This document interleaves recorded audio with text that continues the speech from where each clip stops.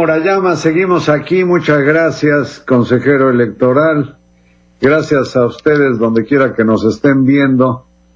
Nos quedamos anoche, Ciro, en lo que está siendo la intervención, cuando menos verbal, pero es muy importante, del presidente de la República en los asuntos que competen a una institución, se supone independiente, a la que ya tanto Margarita Zavala como Felipe Calderón dicen que se plegó a una petición o una exigencia del gobierno de Andrés Manuel López Obrador.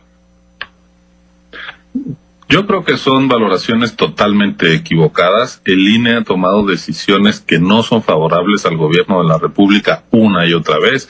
Determinamos bajar el spot donde el presidente hacía referencia al Papa y al Evangelio. Dijimos que sus conferencias mañaneras no deben superponerse a las campañas electorales.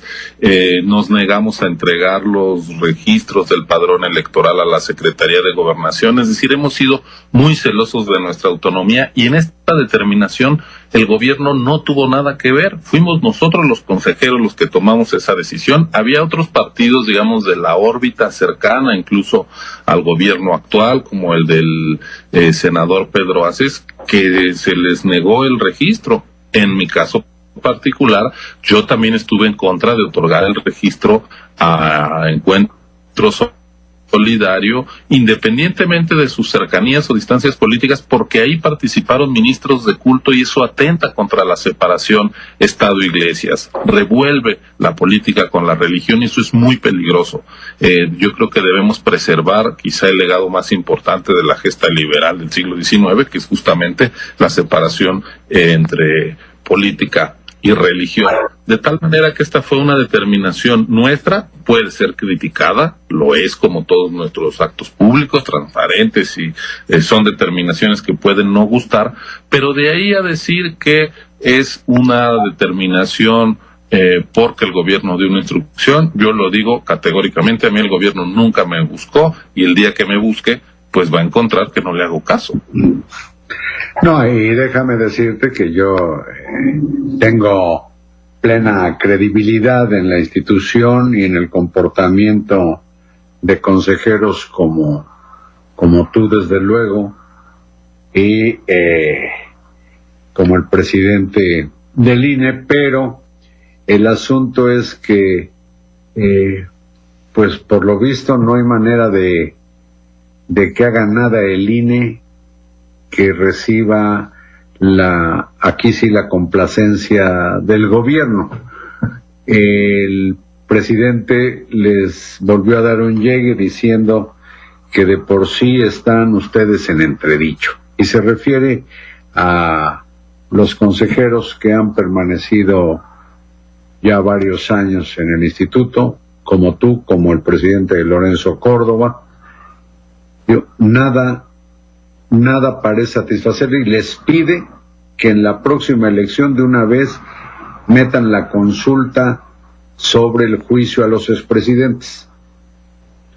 Esa petición es anticonstitucional, porque lo que se establece ahora para las consultas populares es que se celebren 2 meses después de las elecciones. Entonces no nos puede pedir un mandatario que nosotros no atendamos lo que dice la Constitución. Yo creo que eso es clarísimo. Además, nadie está obligado a lo imposible, es también un principio. Pero es que además es contrario a la Constitución. Yo creo que debemos de volver al ABC, a lo básico, para poder restablecer cierta concordia y convivencia pacífica, civilizada, de entendimiento. Si la Constitución marca una cosa, no se puede hacer algo a capricho de quien gobierne, sea quien sea. Hay que atender a la Constitución, porque la Constitución política es el pacto de convivencia de una sociedad.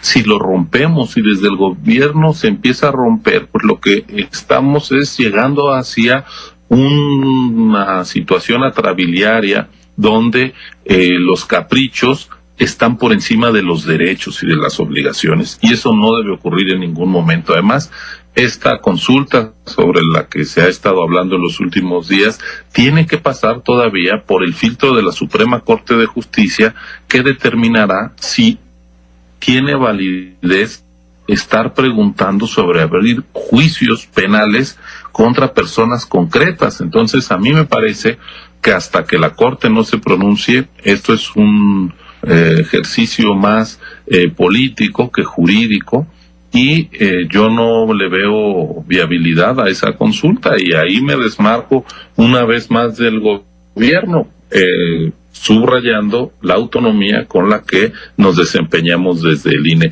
Si al gobierno alguna decisión nuestra, como la de los partidos, le gusta, a nosotros nos tienen sin cuidado, y si les disgusta, también nos tienen sin cuidado. Nosotros debemos de ser el árbitro electoral y no estar complaciendo gustos o disgustos del mandatario en turno. Hemos sido muy respetuosos con presidentes de otros partidos, lo seremos con nuestro actual presidente de la República, pero esa relación de respeto pasa también por ejercer nuestra autonomía y nuestra independencia, porque además la Constitución nos obliga a actuar así. La semana pasada, tengo entendido, quedó claro que el INE requeriría de una partida adicional superior a 8,000 millones de pesos, pues para poderla realizar, porque es, de hecho, organizar otras elecciones. Por supuesto, es que las elecciones en una nación tan grande, compleja como es México, con casi 95 millones de electores, no son un juego y no se puede improvisar. Hay que poner mesas donde haya funcionarios imparciales, capacitados para ello, los propios ciudadanos vecinos de los electores. Para junio del año que entra vamos a instalar 164,500 casillas con todas las garantías de seguridad para el voto libre y secreto. Si después hay una consulta, esas garantías deben estar.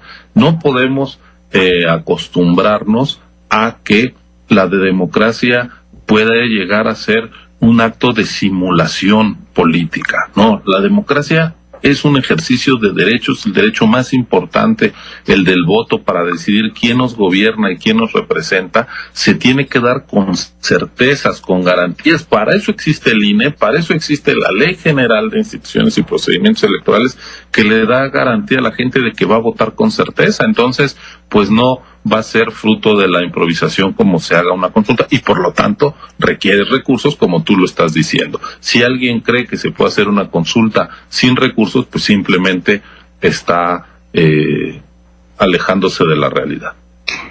Bueno, y aquí se está también ante otro tema que más bien provocó dudas. La semana pasada el presidente celebró lo que él supuso era una aprobación del Tribunal Electoral del Poder Judicial de la Federación a que pudiera mantener íntegras las transmisiones de sus conferencias mañaneras en Hidalgo y Coahuila, donde va a haber elecciones. Pero entiendo que está equivocado. ¿Lo puedes explicar? Sí, el sábado 5 de septiembre empezaron las campañas en Coahuila y en Hidalgo, y la Constitución dice que durante las campañas debe de interrumpirse las campañas de propaganda gubernamental. Así dice la Constitución desde 2007, después de que Vicente Fox se metió al proceso electoral de 2006. Un reclamo de la oposición, hoy gobierno, fue que los presidentes no se metan y hay que ponerlo en la Constitución. Bueno, el tribunal lo que le dijo al INE...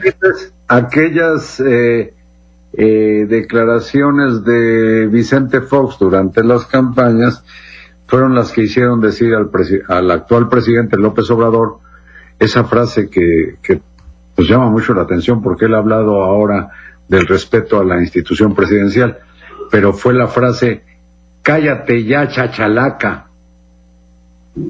Exactamente. Y de ahí nos fuimos a una reforma constitucional en 2007 que justamente da garantías a los actores políticos que los gobernantes no van a ser los protagonistas de las elecciones. que los gobernantes no van a ser los protagonistas de las campañas, y por eso desde presidentes municipales, gobernadores, hasta el presidente de la República tienen que hacerse a un lado, y las campañas gubernamentales tienen que cesar en los medios de comunicación durante las campañas electorales. Entonces, el INE ha mantenido ese criterio. Dice el presidente que sus conferencias no son de propaganda, que son de información, pero es su manera de entenderlas, porque ciertamente ha sido muy criticado porque todos los días promueve pues a su gobierno, y con su gobierno pues a quien promueve es a Morena.